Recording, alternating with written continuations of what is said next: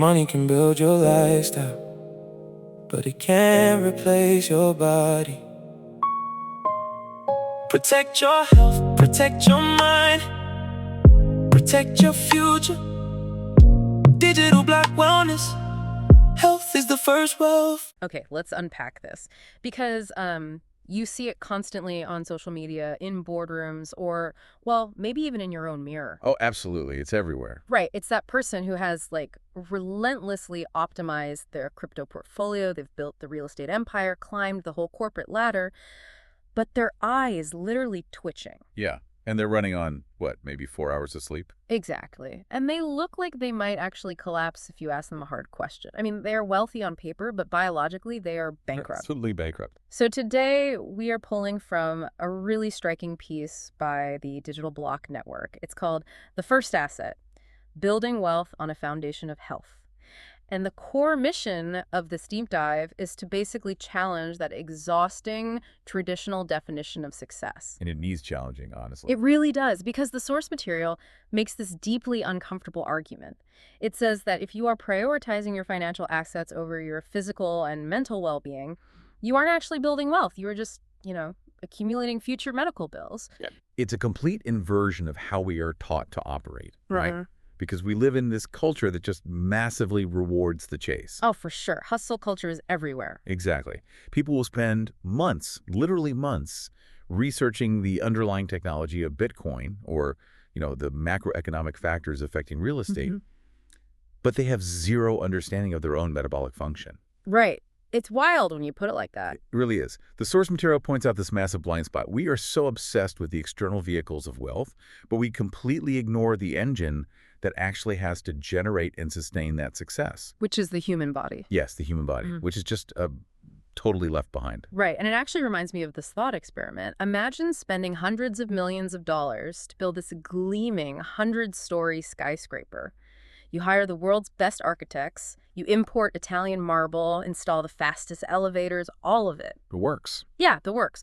But to save 6 months on the project schedule, you decide to pour the foundation in a literal swamp. Right. You can make the top floors look as shiny and luxurious as you want, but physics does not care about your interior design.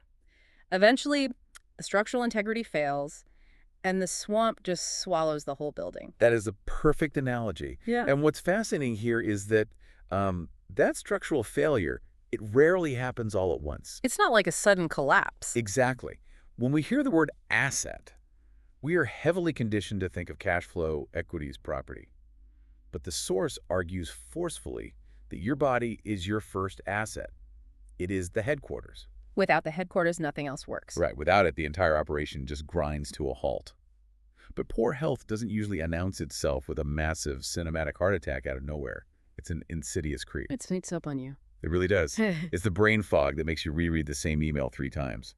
It's the short temper that ruins a crucial negotiation. Because the body operates like a merciless accountant. Oh, I like that phrase. A merciless accountant. Yeah, it records everything. Every skipped meal, every all-nighter, every chronic stress response, it keeps a ledger. And eventually, the debt has to be serviced. Well, I have to jump in here, actually, and play devil's advocate for you, the listener, because I know the counter-argument that's popping up right now. Let's hear it. The whole ethos of the grind is delayed gratification. The logic is usually, hey, I will sacrifice my body right now in my 20s or 30s to secure the bag. Right, the classic, I'll sleep when I'm dead mindset. Exactly. Once I hit my financial target, then I'll hire the personal chef, the elite trainers, the best functional medicine doctors. So isn't it practically a cheaper strategy to just push through the pain now and use your massive wealth to fix the damage later? I mean, it sounds logical to a stressed mind, but the math on that strategy is entirely broken. And the source completely dismantles it. How so? Let's look at the actual physiological reality of fixing it later. You can't just, buy a new endocrine system once you've burned yours out. That's a very fair point. Prevention is vastly cheaper, both financially and biologically, than treatment. But even if we ignore the long-term medical cost for a second, let's look at the daily economics of energy. The source posits that money isn't your primary currency. Your energy is. Okay, I really want to dig into that. All right. Because that sounds almost a bit philosophical. How is energy a currency in a literal sense? Well, think about cognitive load. Your brain uses a disproportionate amount of your body's glucose just to make basic decisions. Oh, wow. Yeah. So when your physical energy is low because of poor health habits, everything in your life becomes quote-unquote expensive. A simple task requires maximum effort. Right. Evaluating a complex business opportunity feels overwhelming rather than exciting, so you just pass on it. You aren't just losing future health, you are losing present-day leverage. So you're basically leaving money on the table. Exactly. When your energy account is overdrawn, you leave money on the table because you literally lack the stamina to claim it. That makes a lot of sense. I mean, I've noticed that when I'm exhausted, a minor inconvenience feels like a catastrophic crisis. Like an email that should take 2 minutes to reply to feels like scaling a mountain, so I just procrastinate. Precisely. And that's because you don't have the metabolic capital to handle the stressor. Conversely, when your energy is robust, you process information faster, you recover from setbacks quicker, and you handle pressure without structural damage. Which is a huge competitive advantage. Huge. The text makes this profound point that really redefines luxury. The ultimate luxury isn't, a designer watch or a fancy car. It's waking up with high energy. Yeah. It's moving through your day without chronic pain. It's not having to fake enthusiasm because you actually possess it. Wealth, without the biological energy to enjoy it, is just a very expensive prison. A very expensive prison. Man, that's heavy. And that concept of biological energy directly impacts how our internal software runs, right? So let's explore the actual mechanics of this. If physical energy is the battery, the mind is the operating system.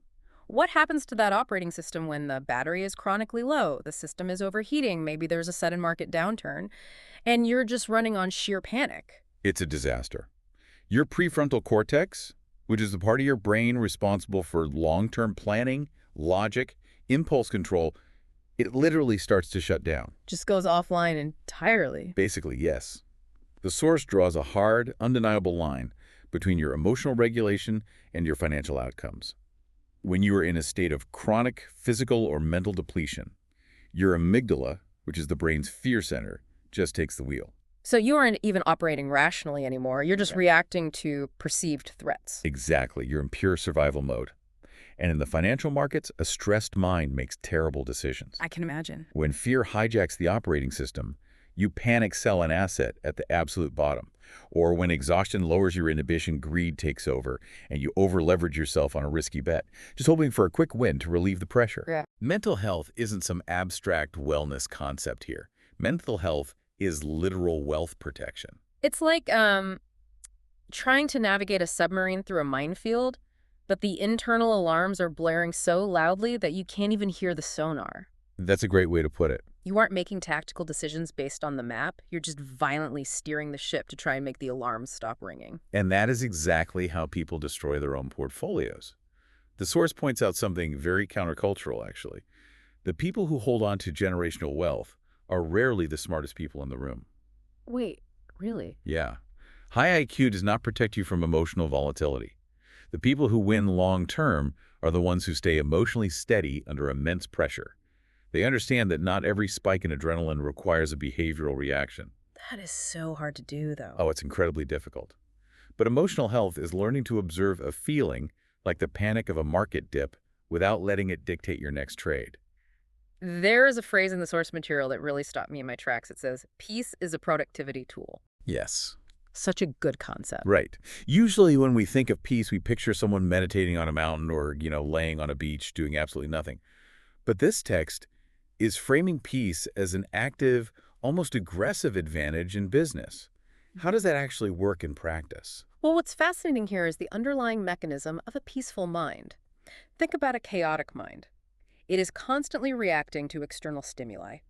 Every single email notification, every news headline, every little fluctuation in a stock ticker. Which has to be exhausting. It burns immense cognitive fuel. A peaceful mind, however, is highly efficient. When your nervous system is regulated, you can step back and see systemic patterns. You can study a problem without your ego demanding an immediate defensive reaction. Because you aren't wasting energy fighting your own internal fires. Exactly. Not every problem deserves your emotional energy. Protecting your mental environment is a prerequisite for building lasting wealth. That makes total sense. The text warns that an unhealed person will ultimately sabotage their own financial future, because money is essentially an amplifier. If you are driven by deep-seated insecurity or a desperate need to prove your worth to others, Money won't fix that. It will just give you the resources to make a catastrophic, ego-driven mistake on a much larger scale. Okay, let's unpack this further because an operating system, no matter how peaceful or optimized, still relies on physical hardware to function. It needs actual inputs. Yes, the biology matters. And this is where the text gets heavily into the mechanical tactics. Food, sleep, and movement. And here's where it gets really interesting for me. The source states that food is not just a measure of calories. It says food is information. Yeah, that's a crucial shift in perspective. It sounds super poetic, but biologically, what does that actually mean? And how does a sandwich give my body information? It all comes down to cellular signaling. Yeah. We are, conditioned to look at food simply as fuel, like putting gas in a car. Right, calories in, calories out. Exactly. But human biology is much more complex than a combustion engine. When you eat a meal, the specific molecules in that food cross the blood-brain barrier and literally dictate how your neurotransmitters behave. Oh, wow. If you eat a meal heavily loaded with refined carbohydrates and processed seed oils, the information you are sending your body is basically trigger an insulin spike, generate systemic inflammation, and prepare for a massive drop in blood sugar. Which translates into the real world as that debilitating 2.00 p.m. brain fog where you can barely keep your eyes open during a meeting. Yes, your body's just executing the code you typed into it at lunch. I love that, executing the code. It's true. Conversely, if you prioritize hydration, high-quality proteins, and fiber, the cellular information changes. You're sending signals that support stable blood glucose, reduce neuroinflammation, and facilitate the production of dopamine and serotonin. So it's not about jumping on the latest crazy diet trend. Not at all. The source isn't advocating for complex, miserable diet trends or obsessive macro counting. It's arguing for simple, high-signal inputs. Every time you eat, you are either actively supporting your cognitive focus or you are taxing your future productivity. And we have to talk about the ultimate recovery mechanism for that productivity, which is sleep. Oh yes, the biggest one. Because in the entrepreneur space, there is a toxic glorification of sleep deprivation. We've all heard the mantras, right? I'll sleep when I'm dead. Or if you aren't grinding 18 hours a day, you don't want it badly enough. The source just completely eviscerates that mindset. It eviscerates it because, from a purely performance-based standpoint, sleep deprivation is a massive liability. Yeah. The hustle culture narrative frames sleep as a weakness, like it's a biological inconvenience. Right. But the source redefines sleep as the ultimate performance enhancer. So what is physically happening during sleep that makes it so critical for someone trying to build wealth? It's essentially a nightly software patch and hardware repair cycle. Deep sleep is when your body releases human growth hormone to repair physical tissue. But more importantly for wealth building, REM sleep is when your brain processes the emotional friction of the day. Like defragmenting a hard drive. Exactly. And there's this process where the brain literally clears out neurotoxic waste, like amyloid beta, that builds up while you are awake. If you cut that process short, you wake up with a brain that is literally swimming in metabolic debris. Ugh, that sounds awful. Which brings us right back to the amygdala hijacking we talked about earlier. Yeah. If you skip that repair cycle, you wake up emotionally brittle. That is the crucial link. A chronic lack of sleep severs the connection between the rational brain and the emotional brain. Wow. A person who is constantly exhausted will eventually make exhausted decisions. They will lack the patience to negotiate properly. They will snap at their key employees, and they will take unnecessary risks just to feel a dopamine hit. Because they're just desperate for a win. Right. If you are managing significant capital or leading a team, exhausted decisions are incredibly dangerous. Serious leaders don't treat sleep as a luxury. They protect it as a strategic asset. It really exposes the hustle mindset as totally amateurish. It's like a marathon runner bragging that they refuse to drink water. Exactly. You might feel tough the first few miles, but biology will eventually sideline you. And speaking of biology, the third tactical pillar the source mentions is movement. But again, it reframes it. It doesn't say you need to be a CrossFit champion. It refers to movement as compound interest. I love that analogy because it perfectly translates a financial concept into a biological one. In finance, compound interest works because small, consistent deposits grow exponentially over time. Right. The same is true for your physical capacity. Wealth requires massive amounts of stamina. You need the stamina to endure long travel days, to handle high-stakes conflicts, and to actually live long enough to enjoy the portfolio you're building. So it's not necessarily about hitting your maximum heart rate for 2 hours a day in the gym. No. In fact, Overtraining can sometimes add to your allostatic load, your overall stress burden. The source advocates for momentum over intensity. Just keeping the habit going. Yeah, just 10 to 15 minutes of daily walking, stretching, or resistance training. Physiologically, even brief daily movement increases mitochondrial density in your cells. You're literally building a bigger biological battery. That's amazing. A small deposit of movement today might not yield a visible six-pack tomorrow, but over a decade, it compounds into a resilient body that refuses to break down when life applies pressure. Okay, we've broken down the inputs: food, sleep, movement.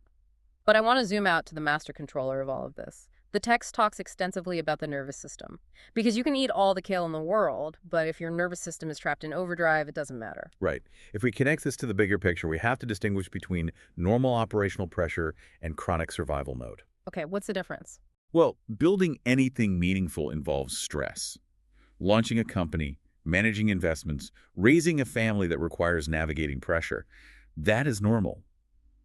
But survival mode is a biological trap. Like you're stuck in gear. Yes, it happens when your sympathetic nervous system, which is your fight-or-flight response, is perpetually activated. And what happens to a person's life when they are stuck in that fight or flight state for years? Their entire perception of risk and reward becomes massively distorted. When the body constantly feels unsafe, it stops planning for the future and only reacts to the immediate present. So you get super defensive. Exactly. You become highly reactive to criticism, you procrastinate because your system is overwhelmed. You might even start self-medicating with alcohol or with reckless financial spending just to force a temporary shift in your brain chemistry. Wow, just to feel something different. Right. You cannot build sustainable long-term wealth when your nervous system believes it is constantly under threat. That is why practices that downregulate the nervous system, whether that's deep breathing, time in nature, or just deliberate stillness, are not optional. They are mandatory. Absolutely. Calmness is ultimate control. It allows you to separate the noise of the present from the strategy of the future. This raises an incredibly deep question for you listening right now, especially regarding legacy. We hear the buzzword generational wealth constantly. All the time. The ultimate goal is to pass down the trust funds, the commercial real estate, the stock portfolios to our children so they have a better life. But based on the source material, if we build that financial wealth while destroying our health and living in a state of chronic stress, what are we actually passing down? Are we just bequeathing our terrible coping mechanisms? That is the most sobering warning in the entire text. You cannot successfully build generational wealth if you ignore generational health. Children do not merely inherit bank accounts and legal structures. No, they see everything. They are incredibly sensitive observers. They inherit the baseline regulation of your nervous system. Through mirror neurons, they literally absorb your stress responses. So they are watching how you manage anxiety when the market dips or, how you treat your spouse when a deal falls through. Exactly. They inherit the dietary patterns. They watch you normalize when you're too busy to eat well. They inherit your belief systems around sleep and burnout. That is terrifying, honestly. It is. If you achieve massive financial success, but your kids watch you use alcohol to numb your stress every night, or they see you suffer a preventable heart attack at 50, what blueprint have you actually given them? It completely reframes the idea of an inheritance. A $10 million portfolio is effectively worthless if you've also handed them the psychological and biological blueprint for an early grave. The source puts it brilliantly. It says a wealthy family with poor physical and emotional habits is passing down a hidden liability. A hidden liability. Wow. The money might transfer smoothly, but the internal chaos transfers right alongside it. True legacy is far more comprehensive than money. If you genuinely want to break generational curses, you have to physically model the discipline required to protect the mind and the body. You have to leave behind the wisdom of how to live well, not just the capital to survive. So what does this all mean? It means you have to stop separating the treasure from the vessel that carries it. Your energy isn't just a byproduct of your life. It is your primary currency. Absolutely. Your mind isn't just a tool. It is the operating system that dictates every financial move you make.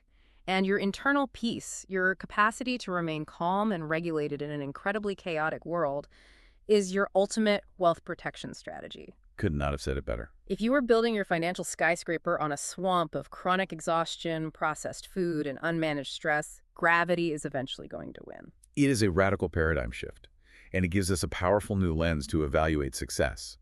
the text leaves us with a really necessary challenge. Is that? The next time you see someone projecting massive financial dominance online, or you watch someone aggressively commanding a boardroom, look a little closer. Ask yourself, are they truly operating from a place of biological strength and clarity? Or are they just a highly paid hostage to a broken, dysregulated nervous system? That is the question to take with you today. Are you building true strength, or are you just a hostage to the hustle? Thank you for diving deep with us. Remember, your body is the single most important asset you will ever manage. Treat it that way. We'll see you next time.